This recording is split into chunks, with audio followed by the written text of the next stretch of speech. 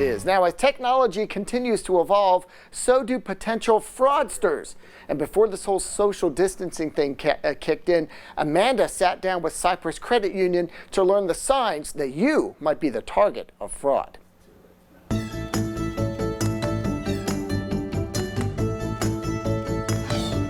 Hey guys, I'm here with my friend David Sant from Cyprus Credit Union for Funding Your Future, and we have to check in every once in a while about how to keep you safe from all the fraudsters out there. And David, things probably get more complex as technology evolves. Where do we start when we're trying to prevent fraud these days? So the more and more the technology advances, like you said, the more and more things change, the trickier and trickier fraudsters are going to get. And they're always going to try to find new ways to trick you and get you to give them your money or take your money away. And fraud can be a very expensive, very hard thing to deal with, both time and money. So the best thing you can do is just being diligent. And that's kind of what we're going to talk about, right? Okay. Things you can do, just areas you might want to watch where the fraudsters are focused on that can help you, so you don't have to spend your time, you don't have to spend your money, you don't have to lose money and have to try to get it back to fight the fraud. Yes, it can be, although you might get the money back, it might take some time and a lot of inconvenience in between there. So, so good idea. So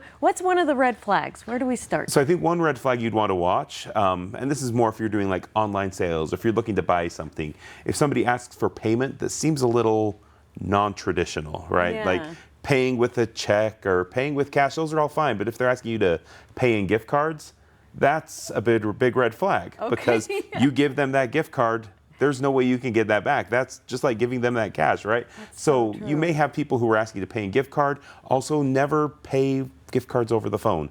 There's scams going on where you'll get calls that say, we're the IRS, you have to pay us this debt, pay it with a gift card. The IRS is never going to call you, nor are they ever going to ask for gift cards as a form of payment. Oh, I laugh, but I'm laughing because it's just so crazy, and it seems so clear, but when you're in it and you're trying to deal with someone who's calling you and asking for money, you can get caught up in that and accidentally maybe get involved. So it sounds like it's easy to catch, but you have to really be looking. What about the links in emails that may seem almost like the parent company that's trying to contact you, but just off by a little? That's another way they're going to try, called phishing, where they're going to send you an email. A lot of times they'll try to create urgency, just like they would on the phone. They'll try to create some sense of urgency that you need to click here or do this now in order to keep yourself protected. And so one of the things you can do is always hover over that link, right? Make sure that that link is sending you exactly where you think you're supposed to go.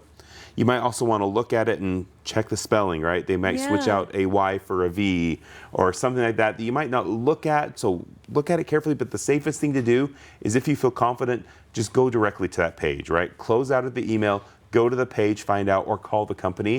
It might take 5-10 minutes to get your call answered and finished, but that 5 to 10 minutes is a whole lot safer and a whole lot quicker than if you were to lose this money and have to work on getting it recovered. Totally. That actually happened to me, where they were saying my website's expiring, and I looked at the from email and it was just off by a hair, So I went to my, the parent company, and they're like, no, you're fine. So what about if they ask you for other forms of payment, like a cashier's check? Yeah, so you want to be careful with the checks as well. Some things that might happen with checks is they may say they're going to give you a cashier's check and they bring you a fake check. So if you can, be with the buyer when the check is issued. Go to the financial institution at the same time. Or another one you'll want to watch for is, and I think this is kind of the old, prince that's sending you money from afar and you're going to help me. But it's the same thing where they'll give you a payment and they'll say, oh, I thought this was for $100. I accidentally wrote this for $150.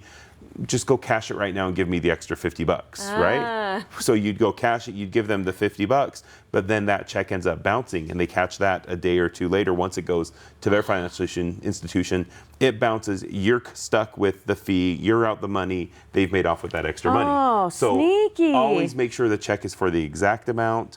Always make sure that you're there when the check's being issued. Do whatever you can to avoid that. So you know it's real. And also, if it's too good to be true, it probably is. David, where do we find more from Cyprus? So there's great information. We've got a webpage on cyprusu.com where you can find some of the updates on what are the latest fraud things to look for. Our blog has great tools, and the state government has great tools as well. Thank you so much. Absolutely. The more you know, right?